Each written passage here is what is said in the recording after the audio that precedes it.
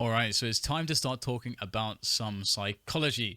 And for those of you new to my channel, generally I try to make videos which essentially allow us to, break down barriers and allow us to achieve what we want goal-wise when it comes to esports performance. And as far as esports performance or sports performance goes, I believe there are essentially three pillars for performance. One being psychology, which I believe is the least talked about area in esports at the very least, and the most undersaturated. And then we have mechanics, and then the third one would be in-game analysis and decision making. So that is, my very quick introduction for those of you not familiar with my content. So, all right, the kind of spiel I'm going to go on here is going to maybe sound like it's from an Eckhart Tolle book or something that sounds all about self-development and self-improvement, because a lot of it is about kind of fine-tuning the way that we think to allow us to be more efficient in our training, or to be able to let down some barriers or give us some new pathways to success that otherwise would have been inaccessible had we not been able to change some of our thought patterns and our behaviors. So without further ado, flagging mental bullshit. That is the kind of term that I like to use very often, because generally speaking, a lot of us, especially when you're younger, and I think everybody has experienced this, and some people still do, and some people may never stop experiencing it. And sometimes it's easy. Sometimes it's hard even when you're very aware of it, because it can be very human to stop yourself from doing it from time to time anyway. So, and the idea of flagging mental bullshit is the premise that we are having thoughts constantly. Constantly, we are having thoughts. We have a flow of consciousness, which is, our perspective of life and us placed within that life, that reality, and how we think about things. And how we think about things, I don't want to get into this too much, because of course it can be incredibly complex as to how we perceive certain things and objects and things, in our environment, people, and so on and so forth. It's very complex. But what I do want to do is to kind of simplify things a little bit here. Because again, we have all these thoughts that are constantly coming through our mind, and we have to decide what is good and what is bad as far as us reaching our goals. Now, generally speaking, if anybody out there of you has been depressed at any point, and I hope that you have been able to surface out of your depression. I know I've been there a few times, and one of the big things that I noticed is this idea of thoughts that aren't okay, but we allow through because we either think them and don't say, whoa, wait a second, that's some bullshit right there, or we just rationalize a bad idea into making us thinking, into allowing us to think that it's actually a good idea, or it's an okay way to perceive this situation. And that actually normally happens when an idea is, let's say you're deeply depressed, let's say an idea is really, really, so obviously you're making a terrible decision, or you're thinking so terribly about something, but again, you're in such a terrible negative space that your brain is like, okay, I can't actually ignore this and just let this slide. This kind of, I know, deep down, this is a really big deal. So I have to find a way to actually rationalize it to make it sound okay, because I am not in a frame of mind to actually deal with this appropriately. So, that's the two sides of the coin there. So if you're in a depression, it's very, very tough to get out of it. But it is one of the biggest ways to do so. Again, if it's not chronic depression, which is brought on by an imbalance in your own chemistry, whatever it might be, then it's going to be about making some positive changes as to how you think. And this is something we've all thought about before. But this also applies to any bad behavior. Even if you're not in a depression, our brains tend to rationalize things to fit a reality that we want to have, or a reality that our identity at that point in time has. So for example, in game, it can be that you don't want to see yourself as having made a bad decision. So you actually, because let's say your ego is kind of tied into your performance. Let's say, the thing that's rewarding for you is performance. So this leads into some other things I talked about in the past. Let's say blaming. So blaming is a very bad thought pattern that you can have, and it's a way for you to protect your ego, because you're invested in the outcome, and you're invested in the idea that when you're playing, you have to be improving, and that improving is based on results, and that the results didn't line up with improving, which is what you would make you feel good. So instead of feeling bad, what makes you feel less bad is by putting the blame onto somebody else, which is you rationalizing something because you want to avoid that negative response. So that's something that all of us do, and can tend to jump to all the time. And we can always be in in a frame of mind where that kind of thought pattern is more likely to happen, even if generally you don't do it. Sometimes you're going to be, let's say if you're having a bad day, it's just easier for your brain to take that path. It's the path of least resistance, which is the path that our brains are always trying to take more often than not. It's the path that generally, from an evolutionary perspective, it makes sense. From an evolutionary perspective, your body wants to exhaust as little energy as possible. So that's why it's very resistant to putting on muscle, for example, because then you're going to have a high metabolic demand. That doesn't make sense for survival. It's just putting yourself, in spots where, you're doing fine already. So why change it up? Anyway, so it's the first point is to be very conscious here of the kinds of thoughts that you have. And so your next question might be, how do you actually go about understanding then what is a good thought and a bad thought? Because sometimes it's not as obvious as others. And how do you then understand to put the red flag on certain thoughts and go, whoa, that's some mental bullshit, and I need to actually address this and why I'm thinking like this, and take action to let's say remedy whatever is causing that. So I would say identity, that is the ultimate grounding force that you have in your arsenal of mental faculties, let's say, or your perception on the world, the way that you perceive yourself and who you are.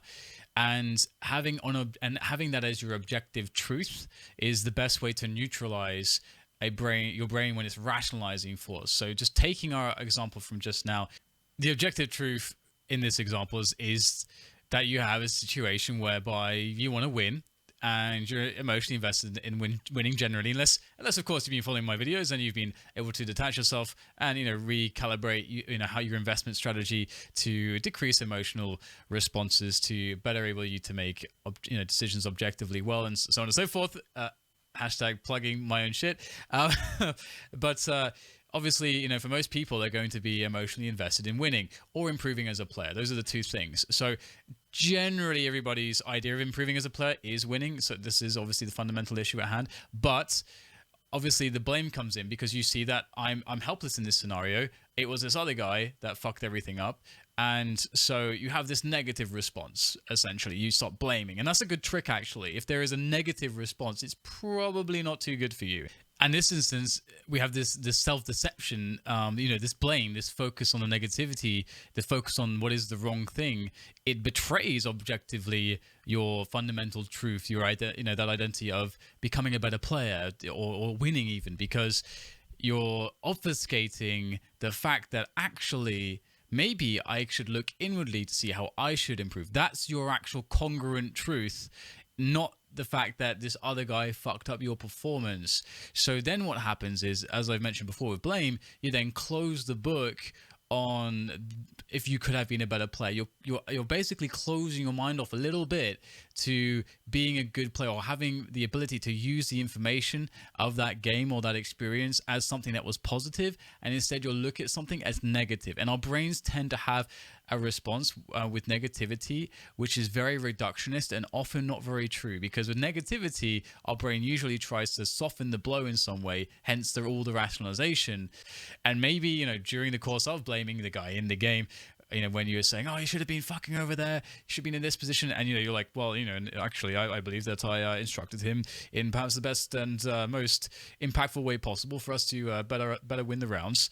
You may have this like weird fucking understanding of what happened, but in reality, you got emotional in a negative way, and you put that negative energy onto somebody else, which if we're objectively fair here, we're in a situation where you're going to make that guy play worse, and you're going to play worse. And that's how it's going to go down 99.9% of the time, I'm pretty fucking sure, for the majority of people. So the identity that's grounding you is there may be a problem with that, in fact, because, we can see here that if there is an investment in what is ultimately something that's random, because, because you can have a situation whereby, let's say you've reinvested a little bit, but maybe still, winning is really why you play. Maybe you're a casual player to some extent. Maybe that's actually why you play, and you don't care a lot about improving as a player, but you want to win, and that's what it's about for you. Then you might start to understand by thinking about this negative emotion that you have, that you bookmark perhaps for later when you're not so emotionally connected to the situation, and you start to think about it, and you may think, objectively, it's probably not fair that I blame that guy. And in reality, now that I think about it, I'm actually putting my emotional investment largely in something that's completely random. Is this logical? Is that logical? Probably not. I mean, that's the thing that casters run into all the time, right? Or anybody that receives criticism, generally speaking, on the internet. Let's say in the social media generation, you're in a situation where it's a fucking emotional tombola.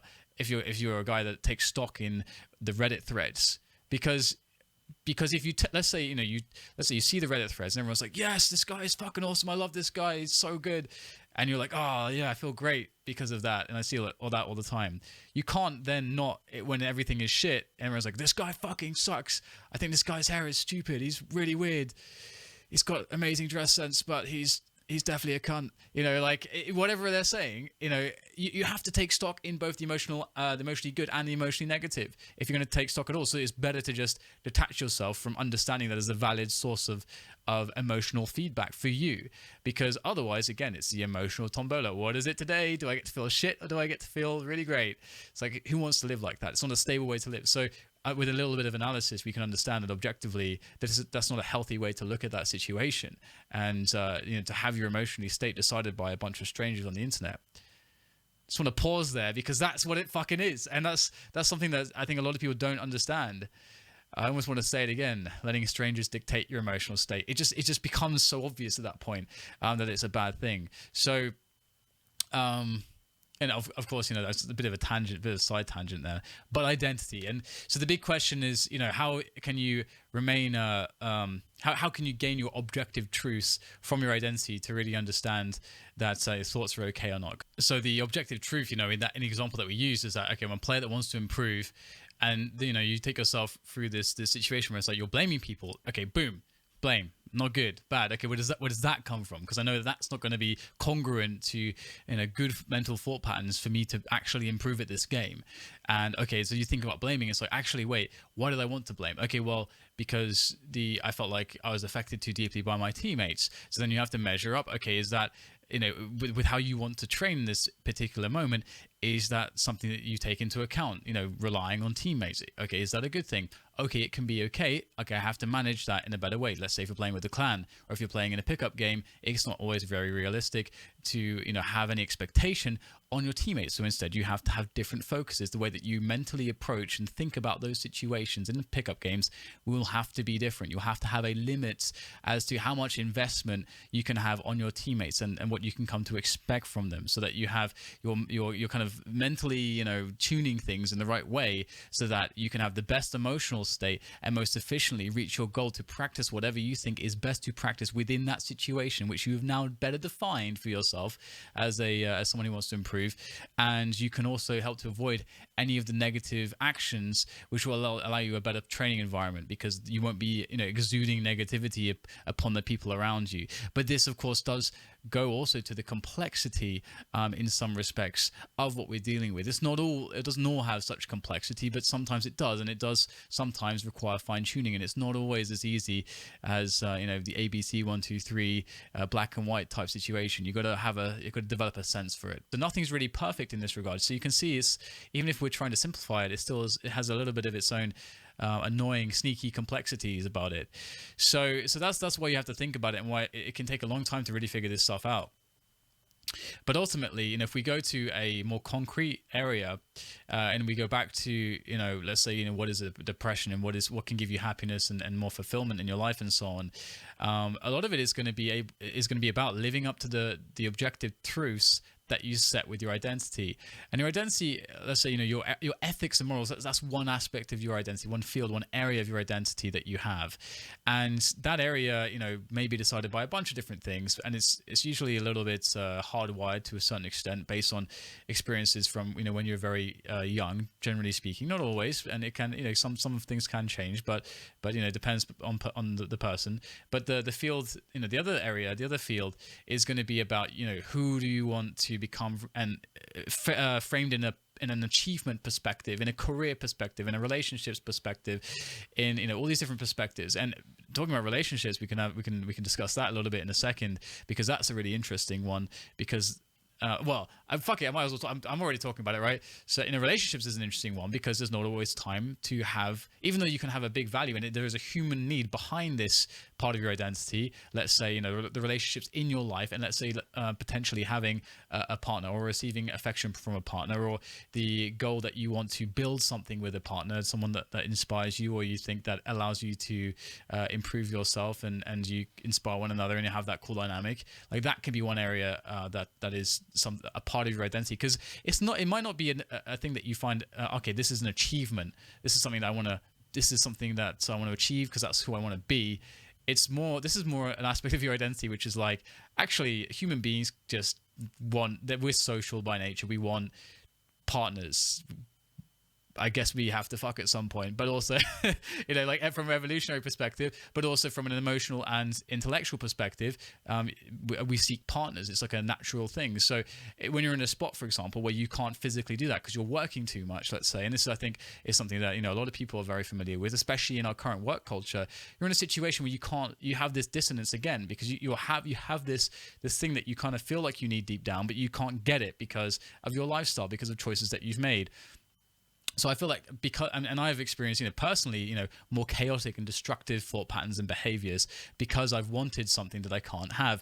And, you know, and it's easier, and things get easier when I then take control of the situation and accept that this is kind of, you know, where I am at the moment, and I just go through that acceptance process of, okay, you know, I can't have this at the moment, let's say, you know, from a relationship perspective, and instead I will get to focus on doing other things. So I get to make that decision, and that takes a lot of the power away from, let's say, any negative sources that you may have inside of you, kind of screaming, I want this, but I can't have it.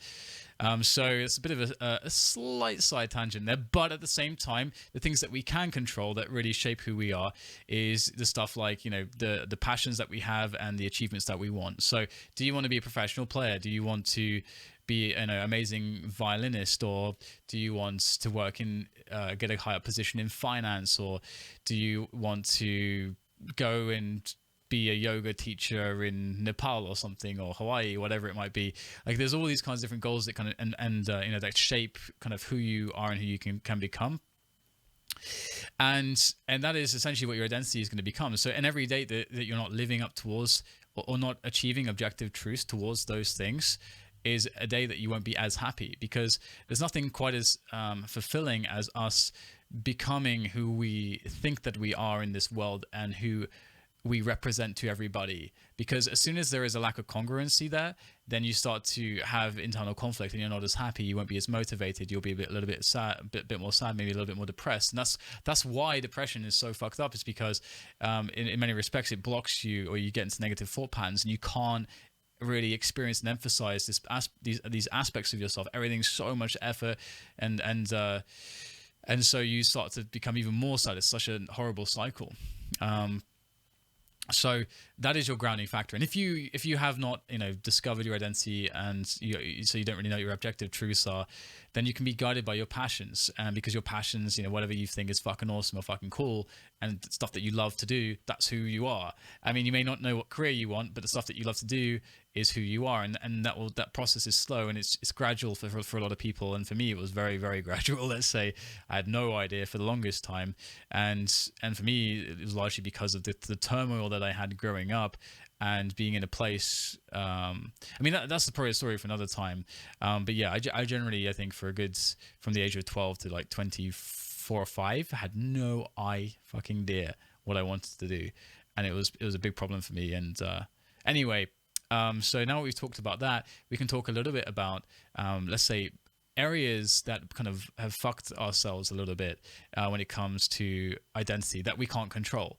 For example, let's say, for whatever reason, and I like to use this example because it's a little bit close to home in some senses.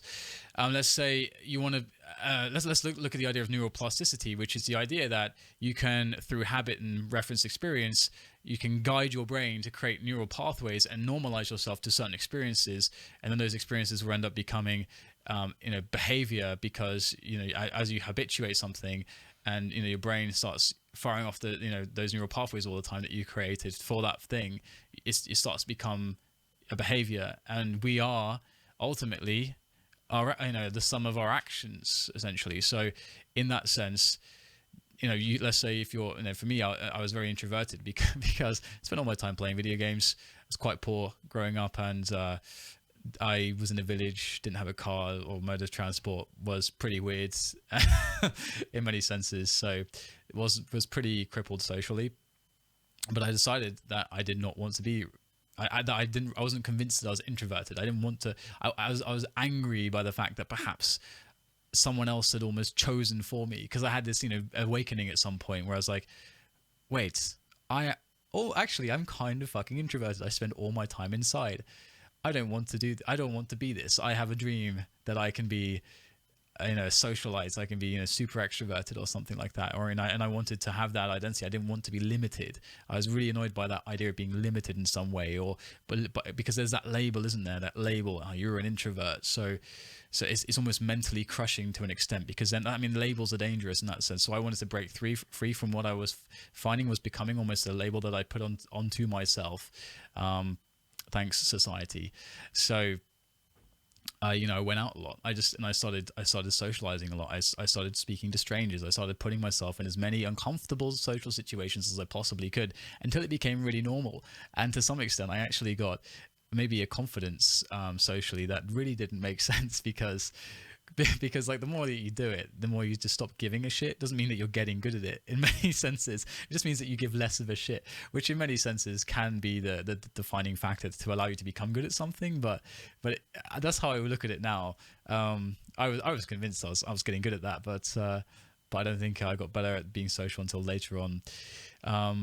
Either way, I think that idea is very powerful, because I think we have to understand that we aren't limited, because a lot of people have limitations or limiting beliefs that are put onto themselves or are from other people, and that's not really like a way to actually live. And I think neuroplasticity is the idea, if not the science as well. Hopefully, I think so. that you can actually develop those behaviors by habituating yourself, by forcing those experiences upon yourself. Of if someone does this thing all the time, do that thing all the time. And then you become that person almost. So that's something that definitely worked for me, and it can be something that shapes your identity as well. And if not, it empowers you to experiment with who you want to be, and it's very motivational and inspirational in of itself. So in conclusion, it really is about having the best mental approach, having the most healthy mental approach, being able to choose what thoughts go through and what thoughts do not go through, and to have an identity that grounds you in a way that you can do that you have the structure to do that. It's very important. However, as a conclusion, as a final note, self-deception can be okay. And self-deception is okay because there are some situations where the mind cannot possibly conceive certain things, but you need to allow yourself to really truly believe there are no limitations, to truly believe that you can become something that you currently are not. These are two things that you can't ever perceive. For example, you can't ever perceive, and I've seen this so many times, and this is the life that you have to live as a professional player. You can't perceive that you are the best because you've not won any titles yet, but you have to be of the fundamental, the absolute belief that you are the best player on the server in that time. And because there is an intangible confidence that lends you, that can allow you to have the extra added focus and composure and confidence to win a match where otherwise you would have allowed the situation where the pressure from the opponent's too much or too great to really get to you to the extent that you break. But it's those who are true champions and can truly embody this mindset of being truly great and the best that become the best. It can, to some extent, become a self-fulfilling prophecy, as can many mental patterns and thought cycles. So in having the ability to choose how we think and not to have it be chosen for us and to take that power, we are the ones that can essentially reap the rewards of stuff like self-deception. As opposed to being a victim, we can harness it, and that is going to be something that can help us achieve our goals.